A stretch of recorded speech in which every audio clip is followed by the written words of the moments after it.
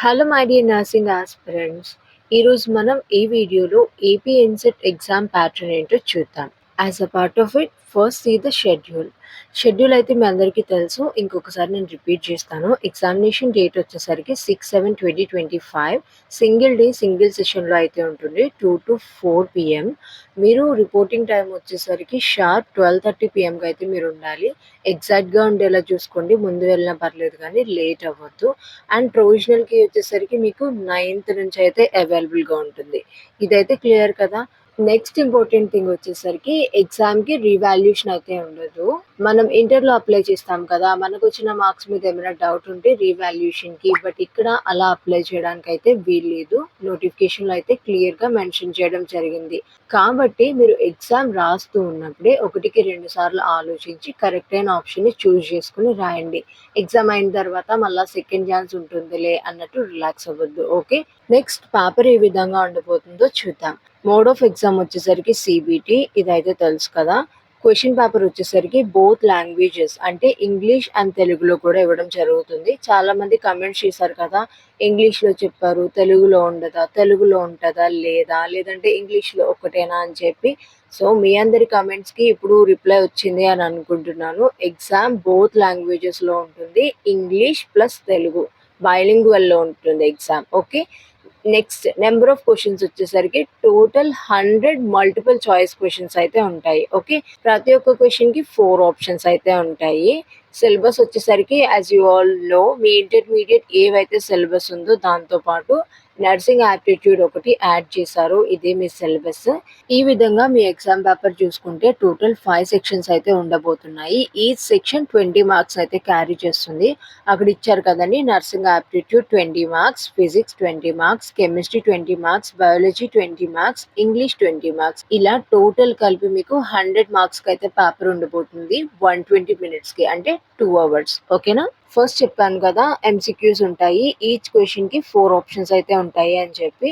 అలాగే ఇక్కడ కింద కూడా ఇచ్చారు చూడండి. ఈచ్ క్వెషన్‌కి 4 ఆప్షన్స్ అయితే ఉంటాయి. నెక్స్ట్ వన్ వచ్చేసరికి ఏంటి ప్రతి కరెక్ట్ ఆన్సర్‌కి మీకు 1 మార్క్ అయితే వస్తుంది. ఒకవేళ మీరు ఏదైనా క్వెషన్ అటెంప్ట్ చేయలేదు ఆర్ మీరు చూజ్ చేసుకున్న ఆన్సర్ ఏంటంటే రాంగ్ అయింది. అటువంటప్పుడు ఎటువంటి నెగెటివ్ మార్కింగ్ ఉండదండి. మీకు అక్కడ మార్కు రాదు, ఉన్న మార్కు పోదు. ఓకేనా? సో, నెగెటివ్ మార్క్స్ గురించి కూడా క్లియర్ కదా! చాలామంది కమెంట్ చేస్తున్నారు కదా! అక్క నెగెటివ్ మార్క్స్ ఉంటాయా? ఉంటాయా? అని చెప్పి. నెగెటివ్ మార్క్స్ అయితే లేవు మా ఇందులో. ఓకేనా? ఒకవేళ మీరు అటెంప్ట్ చేస్తేనే దానికి మార్క్స్ ఉంటుంది. నెక్స్ట్ ఇంపార్టెంట్ థింగ్ మీరేం తెలుసుకోవాలంటే ఈ MCQస్‌లో బై ఛాన్స్ మీరు ఒక క్వెషన్‌కి 2 ఆప్షన్స్‌ని సెలెక్ట్ చేసుకున్నారనుకోండి. అప్పుడు ఒకవేళ ఆ 2 ఆప్షన్స్‌లో గనక కరెక్ట్ ఆన్సర్ ఉంటే మీకు మార్క్ ఇచ్చేస్తారు. లేదు అనంటే అది ఇంకా రాంగ్ ఆన్సర్ కిందే. అంతే తప్ప నెగెటివ్ మార్కింగ్ ఏమి ఉండదు. మార్క్ అనేది వచ్చేస్తుంది.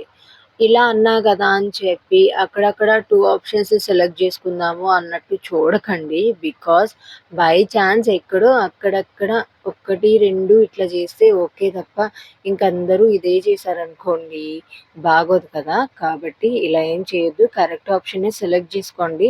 ఇఫ్ ఇన్ కేస్ ఏ కంగారులోనో 2 ఆప్షన్స్ సెలెక్ట్ అయిపోతే దానికి టెన్షన్ పడతారేమో అని చెప్పాను అంతే. అంతకు మించి దీన్ని తీసుకొని మీరు 2 ఆప్షన్స్ పెట్టడానికి ట్రై చేయకండి. ఏదో ఒకటి కరెక్ట్ అవుతుంది కదా! సెలెక్ట్ అయిపోతాంలే అన్నట్టు. ఓకే. సో, మీకు ఎగ్జామ్ పేపర్ మీద ఒక క్లారిటీ అనేది వచ్చిందా? ఇంకేమైనా డౌట్స్ ఉన్నాయా? యాక్చువల్లీ నేను మాక్ టెస్ట్ కోసం చాలా ట్రై చేశాను. లింక్‌ని క్లిక్ చేస్తే అక్కడ ఏమైందంటే స్టూడెంట్ డీటెయిల్స్ ఎవరైతే లాగిన్ అది రిజిస్టర్ అయ్యారో ఆ స్టూడెంట్ డీటెయిల్స్‌తో లాగిన్ అయితే మాత్రమే మాక్ టెస్ట్ అనేది ఓపెన్ అవుతుంది. అంటే మీరు లాగిన్ అయితే తప్ప ఇంకెవరికీ ఓపెన్ కాదు. సో, మీ క్రెడెన్షియల్‌తో మీరైతే లాగిన్ అవ్వాలి. మోస్ట్ ఆఫ్ ద మెంబర్స్ ఏం చెప్తున్నారనంటే, మేడం మాకు లింక్ ఓపెన్ అవ్వట్లేదు అని అంటున్నారు. మేబీ అది సర్వర్ డౌన్ అవ్వడం వల్ల లేదా సర్వర్ బిజీ వల్ల కూడా ఇలా జరుగుతూ ఉండొచ్చు. సో, మీరు ఇంటర్నెట్‌ని చేంజ్ చేసి చూడండి. అంటే వైఫైని చేంజ్ చేయండి. నెక్స్ట్ వచ్చేసరికి early mornings and late nights try చేయండి. మేబీ ఓపెన్ అవ్వచ్చు.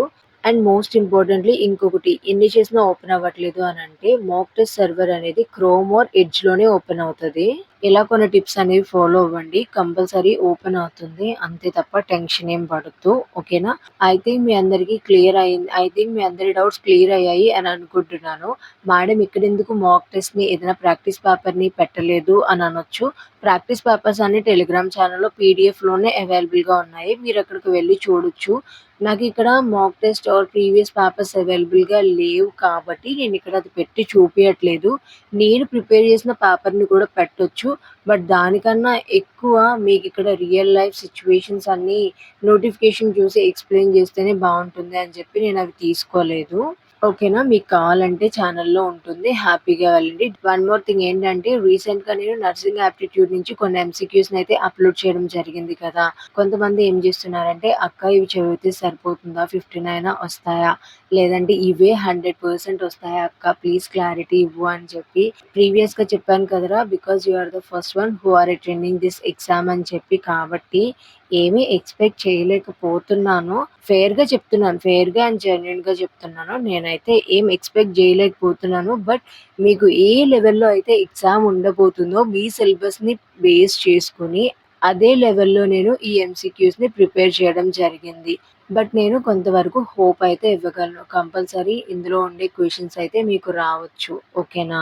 బట్ వీటి మీదే పూర్తిగా డిపెండ్ అయిపోకుండా మీరేం చేయాలంటే మీకున్న ఇంటర్మీడియేట్ సిలబస్ బేసిక్స్ అన్నీ లైట్‌గా ఒకసారి ప్రాక్టీస్ చేసుకొని, అలాగే నర్సింగ్ యాప్టిట్యూడ్‌లో 15 టాపిక్స్ ఉన్నాయి కదా! 15 టాపిక్స్‌ని కూడా ఒకసారి చూసుకోండి. దాంట్లో ఏంటంటే మీకు basic and logical reasoning questions అయితే వస్తూ ఉంటాయి. లాంగ్ వీడియో ఒకటి చేశాను కదా! ఏపీ ఎన్‌సెట్ గురించి ఫుల్ క్లారిటీ అని చెప్పి. అందులో నేనిచ్చాను. వేటి మీద ఎక్కువ ఫోకస్ చేశారు నర్సింగ్ యాప్టిట్యూడ్‌లో అని. అవన్నీ మీరు ఫాలో అయితే సరిపోతుంది. ఓకేనా? ఐ హోప్ మీ అందరి డౌట్స్ క్లియర్ అయ్యాయి అని అనుకుంటున్నాను. Thank you all and all the best for your exams. హ్యాపీగా రాసి నాకైతే మంచి మంచి కామెంట్స్ చేయండి. ఏ విధంగా రాసారు? ఎలా వచ్చింది ఎగ్జామ్ అనేది. ఓకేనా? బాయ్.